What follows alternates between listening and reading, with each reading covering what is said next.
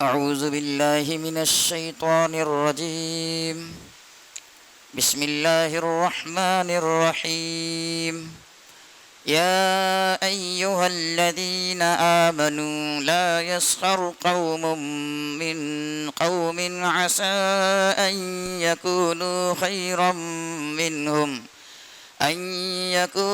خيرا منهم ولا نساء من نساء عسى أن يكن خيرا منهن ولا تلمزوا أنفسكم ولا تنابزوا بالألقاب بئس الاسم الفسوق بعد الإيمان ومن لم يتب فأولئك هم الظالمون. يا أيها الذين آمنوا اجتنبوا كثيرا من الظن إن بعض الظن إثم ولا تجسسوا ولا يغتب بعضكم بعضا أيحب أحدكم أن يأكل لحم أخيه ميتا فكرهتموه واتقوا الله إن الله تواب رحيم. يا أيها الناس إنا خلقناكم من ذكر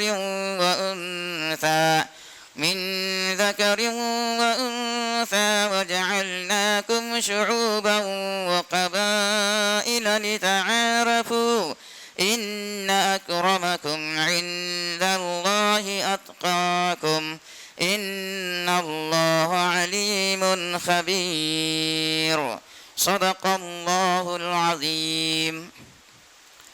اے ایمان والو، نہ تو مرد مردوں کی ہنسی اڑائے، ہو سکتا ہے کہ وہ ان سے بہتر ہو، اور نہ عورتیں عورتوں کی ہنسی اڑائے، ممکن ہے کہ وہ ان سے بہتر ہوں، اور نہ اپنی جانوں کو عیب لگاؤ، اور نہ ایک دوسرے کو برے لقب سے یاد کرو، اور ایمان کے بعد گناہ کا نام لگانا برا ہے. جو شخص توبہ نہ کرے یہ لوگ ظلم کرنے والے ہیں. اے ایمان والو، بہت سے گمانوں سے بچو، بلا شبہ بعض گمان گناہ ہوتے ہیں، اور تجسس نہ کرو، اور تم میں سے بعض کی غیبت نہ کرے. کیا تم میں سے کوئی شخص اس بات کو پسند کرتا ہے کہ اپنے مردہ بھائی کا گوشت کھائے؟ سو تم اس کو برا سمجھتے ہو، اور اللہ سے ڈرو، بے شک اللہ توبہ قبول کرنے والا مہربان ہے. اے لوگو، بے شک ہم نے تمہیں ایک مرد اور ایک عورت سے پیدا کیا ہے، اور تمہارے مختلف خاندان اور قبیلے بنا دیے تاکہ آپس میں شناخت کر سکو. بے شک تم میں سب سے بڑا عزت والا اللہ کے نزدیک وہ ہے جو تم میں سے سب سے بڑا پرہیزگار ہے. بے شک اللہ جاننے والا ہے، باخبر ہے. ان آیات میں اہل ایمان کو چند نصیحتیں فرمائی ہیں. اول تو یہ فرمایا کہ لا یسخر قوم من قوم، کہ ایک دوسرے کا مذاق نہ بنائے اور کوئی کسی کے ساتھ مسخرہ پن نہ کرے، چونکہ مردوں کا آپس میں زیادہ ملنا جلنا رہتا ہے اور عورتوں کا عورتوں سے زیادہ میل جول رہتا ہے. اس لیے طرز خطاب یوں اختیار فرمایا کہ مرد مردوں کا اور عورتیں عورتوں کا مذاق نہ بنائے. یہ مطلب نہیں ہے کہ مردوں کو عورتوں کی اور عورتوں کو مردوں کے مذاق اڑانے کی اجازت دی گئی ہے. ساتھ ہی یہ بھی فرمایا کہ ہنسی کرنے والوں کو اس کا کیا حق ہے کہ کسی کا مذاق بنائے. اصل بڑائی ایمان اور اعمال صالحہ سے اور اللہ تعالیٰ کے یہاں مقبول ہونے سے ہے. کوئی شخص دوسرے آدمی کے اعمال اور باطنی جذبات، اخلاص اور حسن نیت کو نہیں جانتا، اور یہ بھی نہیں جانتا کہ یہ شخص اللہ تعالیٰ کے یہاں مقبول ہے یا نہیں. موت کے بعد کس سے افضل ہوگا اس کا بھی علم نہیں ہو سکتا. کہ جس کی مذاق بنائی جا رہی ہے وہ مذاق بنانے والے سے بہتر ہو. مردوں میں بھی یہی بات ہے اور عورتوں میں بھی اگر موت کے بعد اپنے اچھے حال کا اور جس کا مذاق بنا رہے ہیں اس کی بدحالی کا یقین ہو جاتا ہے تو مسخرہ پن کرنے کی کوئی وجہ بھی تھی، لیکن جب اپنے ہی بارے میں علم نہیں ہے کہ میرا کیا بنے گا، دوسرے کا مذاق بنانے کا کیا مقام ہے۔ کسی کی مذاق بنانے میں ایک تو تکبر ہے، کیونکہ مذاق بنانے والا یہ سمجھتا ہے کہ میں ایسا نہیں ہوں جیسا وہ ہے۔ اگر اپنے حالات کا استحضار ہو تو کبھی کسی کی برائی اور غیبت کرنے اور کسی کا مذاق بنانے کی نہ ہمت ہو نہ فرصت ملے۔ دوسرے کا مذاق بنانے میں ایذا رسانی بھی ہے، اس سے اس کو قلبی تکلیف بھی ہوتی ہے جس کا مذاق بنایا گیا۔ ایذا دینا تو حرام ہے۔ حضرت ابو ہریرہ رضی اللہ عنہ سے روایت ہے کہ رسول اللہ صلی اللہ علیہ وسلم نے ارشاد فرمایا کہ تو اپنے بھائی سے جھگڑا نہ کر اور اس سے مذاق نہ کر جس سے اسے تکلیف پہنچے، اور اس سے ایسا وعدہ نہ کر جس کی تو خلاف ورزی کرے۔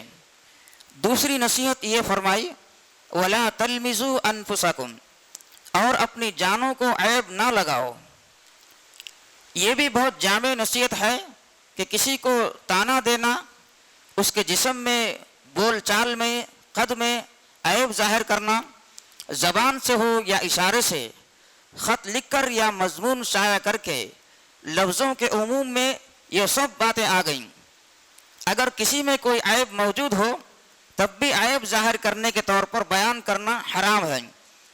کسی دراز خط کو لمبو کہنا یا پستہ خط کو گڈھا کہہ دیا، کسی کے ہلکے پن کی نقل اتار دی جس کی چال میں فرق ہے، اسے لنگڑا کہہ دینا، نابینا کو اندھا کہہ کر پکارنا، سیدھے آدمی کو بدھو کہنا، یہ سب عیب لگانے کے زمرے میں آتا ہے۔ یہ سب اس طرح کی جو باتیں عام طور پر رواج پذیر ہیں، ان سب باتوں سے پرہیز کرنا لازم ہے۔ رسول اللہ صلی اللہ علیہ وسلم کی ازواج مطہرات میں حضرت صفیہ رضی اللہ عنہا کا قد چھوٹا تھا۔ حضرت عائشہ رضی اللہ عنہا نے بیان کیا کہ میں نے ایک مرتبہ رسول اللہ صلی اللہ علیہ وسلم کے سامنے کہہ دیا کہ صفیہ کا قد بس اتنا سا ہے، اور یہ بطور عیب لگانے کی کہا۔ آپ صلی اللہ علیہ وسلم نے فرمایا کہ تو نے ایسا کلمہ بولا ہے کہ اسے سمندر میں ملا دیا جائے تو اسے بھی خراب کر کے رکھ دے۔ یاد رہے کہ ولا تلمیزو غیرکم نہیں کہا، نہیں فرمایا، بلکہ ولا تلمیزو انفسکم فرمایا ہے۔ اس کی وجہ یہ ہے کہ سب مسلمان آپس میں ایک ہی ہیں، کسی کو کچھ کہیں گے تو وہ الٹ کر جواب دے گا، اس طرح سے اپنا عمل اپنی ہی طرف لوٹ کر آ جائے گا۔ دوسرے کو عیب لگانے والا خود اپنی بے آبروئی کا سبب بنے گا۔ تیسری نصیحت یہ فرمائی کہ وَلَا تَنَابَزُوا بِالْأَلْقَابِ، اور نہ ایک دوسرے کو برے لقب سے یاد کرو۔ ایک دوسرے کو برا لقب دینے اور برے القاب سے یاد کرنے کی ممانعت فرمائی ہے۔ مثلا کسی مسلمان کو فاسق یا منافق یا کافر کہنا یا کسی اور ایسے لفظ سے یاد کرنا جس سے بڑائی ظاہر ہوتی ہو، اس سے منع فرمایا۔ کسی کو کتا یا گدھا یا خنزیر کہنا، کسی نو مسلم کو اس کے سابق دین کی طرف منسوب کرنا یعنی یہودی یا نصرانی کہنا، یہ سب تنابزو بالالقاب میں آتا ہے، یہ بھی حرام ہے۔ ارشاد فرمایا کہ بئس الاسم الفسوق بعد الایمان، اور ایمان کے بعد گناہ کا نام لگانا برا ہے۔ اس کا مطلب یہ ہے کہ تم مومن ہو، اگر کسی کا مذاق بناؤ گے، عیب لگاؤ گے، برے لقب سے یاد کرو گے تو یہ فسق کا کام ہوگا۔ کہنے والے کہیں گے کہ دیکھو وہ آدمی فاسق ہے، مسلمان ہو کر فسق اور گناہگاری کا کام کرتا ہے۔ اپنی ذات کو برائی سے موصوف اور معروف کرنا بری بات ہے۔ کوئی شخص مومن ہو اور اس کی شہرت گناہگاری کے ساتھ ہو، یہ بات اہل ایمان کو زیب نہیں دیتی۔ جب اسلام کو اپنا دین بنا لیا تو اسلام ہی کے کاموں پر چلے اور صالحین میں شمار ہو، فاسقین کی فہرست میں کیوں شمار ہو؟ تفسیر قرطبی میں बि'स इस्मुल फुसूक का माना ये लिखा है कि जब किसी शख्स ने गुनाह कर लिया, तौबा कर ली, तो उसको फिस्क के नाम से याद करना बुरी बात है। मसलन नौ मुस्लिम को काफिर बताना या साबिक गुनाह की वजह से जानी या सादिक या चोर कहना बुरी बात है। यानी जिसके हक में ये बात कह रहे हो उसको बुरे लक़ब से क्यों याद कर रहे हो, उसकी आबरू के खिलाफ लक़ब क्यों दे रहे हो। चौथी नसीहत ये फरमाई, वमन लम यतुब फउलाइका हुमुज़ ज़ालिमून, और जो गुनाहों से तौबा ना करे सो ये लोग जुल्म करने वाले हैं। उनका जुल्म उनकी बातों पर है, उनका जुल्म उनकी जानों पर है। तमाम गुनाहों से तौबा करें। उमूम हुक्म इन तीनों गुनाहों से तौबा करने को भी शामिल है जिनका आयत बाला में जिक्र है। पांचवी नसीहत ये फरमाई, या अय्युहल्लज़ीना आमनू इज्तनिबू कसीरम मिनज़्ज़न, ऐ ईमान वालो बहुत से गुमानों से बचो। साथ ही ये भी फरमाया, इन्न बअज़-ज़न्नि इस्म, यानी बाज़ गुमान गुनाह होते हैं। बात यह है कि बदगुमानी बहुत से गुनाहों का पेश ख़ीमा होती है। बहुत से लोगों में वो बात होती ही नहीं जिसे महज अटकल और गुमान से तय कर लिया जाता है, और फिर अपने गुमान के मुताबिक तोहमतें लगाते हैं और गीबतें करते हैं। बदगुमानी की बुनियाद पर जो बातें कही जाती हैं वो आगे बढ़ती हैं, इससे आपस में फितना और फसाद पैदा होता है। हालांकि गुमान अपना एक ज़ाती ख्याल होता है, ख्याल का सही होना ज़रूरी नहीं। इसीलिए सूरतुन नज्म में फरमाया, इन्नज़्ज़न्न ला युग़नी मिनल हक़्क़ि शैआ, गुमान हक़ के बारे में कुछ भी फ़ायदा नहीं देता। मोमिनीन से अच्छा गुमान रखे और बदगुमानी से परहेज़ करे। एक हदीस में इरशाद है, इय्याकुम वज़्ज़न्न फ़इन्नज़्ज़न्नल अक़ज़बुल हदीस, यानी गुमान से बचो क्योंकि गुमान सब बातों से ज़्यादा झूठी बात है। याद रहे कि अगर किसी शख्स से कुछ नुकसान का अंदेशा हो तो उससे मेल जोल में एहतियात करना और उसके शर से बचने के लिए ये ख्याल करना कि मुमकिन है कि ये मुझे कोई तकलीफ पहुंचा दे, यह उस गुमान में नहीं आता जो गुनाह है। अपनी एहतियात करने, गीबत ना करने और गुमान को यकीन का दर्जा भी ना दे। आयत करीमा में फरमाया कि ऐ ईमान वालो बहुत से गुमानों से बचो, और साथ ही ये भी फरमाया कि बाज़ गुमान गुनाह होते हैं। इससे मालूम हुआ कि बाज़ गुमान गुनाह नहीं होते बल्कि महमूद और मुस्तहसिन भी होते हैं। अल्लाह ताला के साथ हमेशा अच्छा गुमान रखे, वो बख्श देगा, माफ़ फरमा देगा, और साथ ही गुनाहों से भी परहेज़ करता रहे। नीज़ मुसलमानों के साथ ख़ास कर जो मोमिनीन सालिहीन हो अच्छा गुमान रखना चाहिए। हज़रत अबू हुरैरा रज़ियल्लाहु अन्हु से रिवायत है कि रसूलुल्लाह सल्लल्लाहु अलैहि वसल्लम ने फरमाया, हुस्नुज़ ज़न्नी मिन हुस्नुल इबादा, कि हुस्न ज़न्न इबादत की एक सूरत है। अलबत्ता मुसलमानों को भी चाहिए कि ऐसे अहवाल और ऐसे मौक़े से बचें जिनकी वजह से देखने वालों को और साथ रहने वालों को बदगुमानी हो सकती हो। अपने आमाल और अहवाल, चाल ढाल और अक़वाल में ऐसा अंदाज इख्तियार ना करे जिससे लोगों की बदगुमानी का शिकार हो जाए, क्योंकि लोगों की नज़रों में बुरा बनकर रहना भी कोई अच्छी बात नहीं है। छठी नसीहत यूँ फरमाई, वला तजस्ससु, और तजस्सुस ना करो, यानी लोगों के ऐबों का सुराग ना लगाओ और इस तलाश में ना रहो कि फलां शख्स में क्या ऐब है और तन्हाई में क्या अमल करता है। ये तजस्सुस का मर्ज भी बहुत बुरा है। बहुत से लोग इसमें मुब्तला रहते हैं, हालांकि उसका वबाल बहुत बड़ा है। दुनिया और आखिरत में उसकी सज़ा मिल जाती है और तजस्सुस करने वाला जलील होकर रह जाता है। बहुत सी मरतबा तजस्सुस में बदगुमानी का इस्तेमाल करना पड़ता है जिसकी मुमानियत अभी मालूम हुई। मूमिन का काम यह है कि अगर अपने मुसलमान भाई का कोई ऐब देखे तो उसको छुपाए, ना यह कि किसी के ऐब के पीछे पड़े और टूह लगाए। हज़रत उक़बा बिन आमिर रज़ियल्लाहु अन्हु से रिवायत है कि रसूलुल्लाह सल्लल्लाहु अलैहि वसल्लम ने इरशाद फरमाया कि जिसने किसी की कोई ऐसी चीज़ देख ली जिसके ज़ाहिर होने को अच्छा नहीं समझा जाता, फिर उसको छुपा लिया तो उसका इतना बड़ा सवाब है कि जैसे किसी ने जिंदा दफन की हुई लड़की को जिंदा कर दिया। और हज़रत इब्न उमर रज़ियल्लाहु अन्हुमा से रिवायत है कि रसूलुल्लाह सल्लल्लाहु अलैहि वसल्लम ने منبر پر تشریف لے گئے اور بلند آواز سے پکار کر فرمایا کہ اے وہ لوگوں جو زبانی طور پر مسلمان ہو گئے اور ان کے دلوں میں ایمان نہیں پہنچا، مسلمانوں کو تکلیف نہ دو، انہیں عیب نہ لگاؤ، ان کے پیچھے چھپے ہوئے حالات کی تلاش میں نہ لگو، کیونکہ جو شخص اپنے مسلمان بھائی کے پوشیدہ عیب ظاہر کرنے کے پیچھے پڑتا ہے، اللہ تعالیٰ شانو اس کے چھپے ہوئے عیب کا پیچھا کرتا ہے، یہاں تک کہ اسے رسوا کرتا ہے، اگرچہ وہ اپنے گھر کے اندر ہی کیوں نہ ہو۔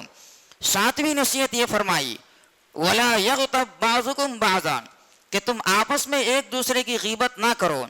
مزید فرمایا أَيُحِبُّ أَحَدُكُمْ أَن يَأْكُلَ لَحْمَ أَخِيهِ مَيْتًا فَكَرِهْتُمُوهُ، کیا تم میں سے کوئی شخص یہ پسند کرتا ہے کہ اپنے مرے ہوئے بھائی کا گوشت کھائے سو اس کو تم ناگوار سمجھتے ہو؟ یعنی غیبت کرنا اپنے مردہ بھائی کا گوشت کھانے کے برابر ہے، جیسے مردہ بھائی کا گوشت کھانا ناگوار ہے، مردہ بھائی کا گوشت کھانا گوارا نہیں، اسی طرح غیبت کرنا بھی ناگوار ہونا لازم ہے۔ بات یہ ہے کہ غیبت بہت بری بلا ہے، نمازی اور تقوی کے دعوے دار اور اپنی بزرگی کا گمان رکھنے والے تک اس میں مبتلا ہوتے ہیں۔ دنیا میں کچھ محسوس نہیں ہوتا، قیامت کے دن جب اتنی چھوٹی سی زبان کی کھیتیاں کاٹنی پڑیں گی اس وقت احساس ہوگا کہ ہائے ہم نے کیا کیا، لیکن اس وقت کا پچھتانا کچھ کام نہ دے گا۔ اب اس بات کو سمجھے کہ غیبت کیا چیز ہے۔ حضرت ابو ہریرہ رضی اللہ عنہ سے روایت ہے کہ رسول اللہ صلی اللہ علیہ وسلم نے صحابہ سے سوال فرمایا کہ تم جانتے ہو غیبت کیا ہے؟ عرض کیا اللہ اور اس کا رسول ہی زیادہ جاننے والے ہیں۔ آپ نے فرمایا ذکر کا اخا کا بما یکرہ، کہ تمہارا اپنے بھائی کو اس طرح سے یاد کرنا کہ اسے برا لگے، یہ غیبت ہے۔ ایک شخص نے عرض کیا کہ جو بات میں بیان کر رہا ہوں اگر وہ میرے بھائی کے اندر ہو تو اسے بیان کرنے کے بارے میں کیا ارشاد ہے؟ تو فرمایا اگر تیرے بھائی کے اندر موجود ہے جسے تو بیان کر رہا ہے تبھی تو غیبت ہوئی، اور اگر تو نے کوئی ایسی بات بیان کی جو اس کے اندر نہیں ہے تب تو نے اس پر بہتان باندھا۔ حدیث شریف سے معلوم ہوا کہ کسی کا واقعی عیب یا گناہ بیان کرنا ہی عیب ہے۔ اگر جھوٹی بات کسی کے ذمے لگا دی تو وہ تو تہمت دھرنا معلوم ہوا۔ اس میں دو گناہ ہیں، ایک گناہ تہمت دھرنے کا، دوسرا غیبت کرنے کا۔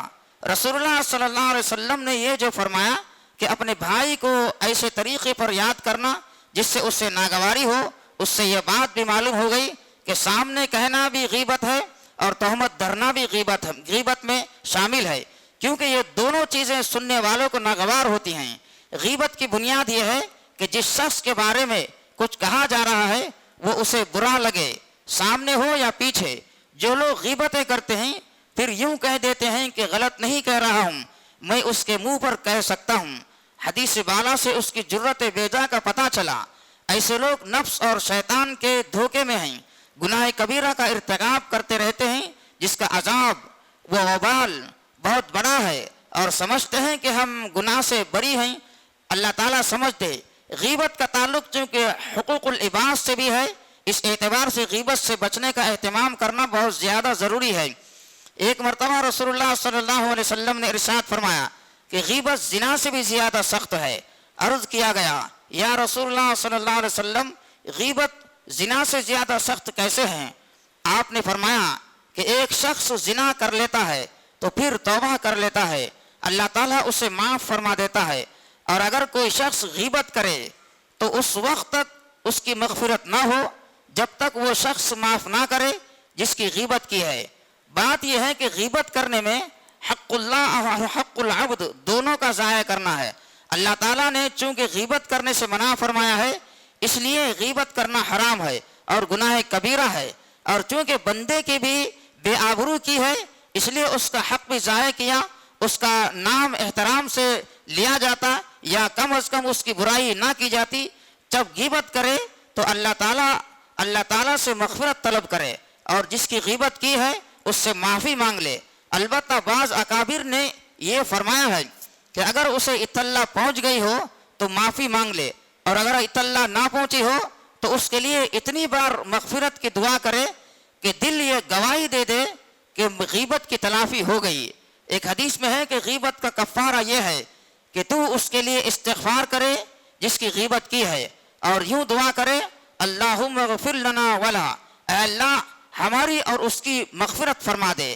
حضرت انس رضی اللہ عنہ سے روایت ہے کہ رسول اللہ صلی اللہ علیہ وسلم نے ارشاد فرمایا, جس رات کو مجھے معراج کرائی گئی ایسے لوگوں پر میرا گزر ہوا جس کے تانبے کے ناخن تھے اور ان کے چہروں اور سینوں کو چھل رہے تھے. میں نے جبرائیل سے پوچھا کہ یہ کون لوگ ہیں؟ انہوں نے بتایا کہ یہ وہ لوگ ہیں جو لوگوں کی بے آبرو کرتے تھے. غیبت کرنے والے آیت کریمہ اور احادیث شریفہ کے مضامین پر اور اس کی وعید پر غور کرے. اللہ تعالیٰ مجھے اور آپ کو عمل کرنے کی توفیق عطا فرمائے. آمین. وآخر دعوانا الحمد للہ رب العالمین.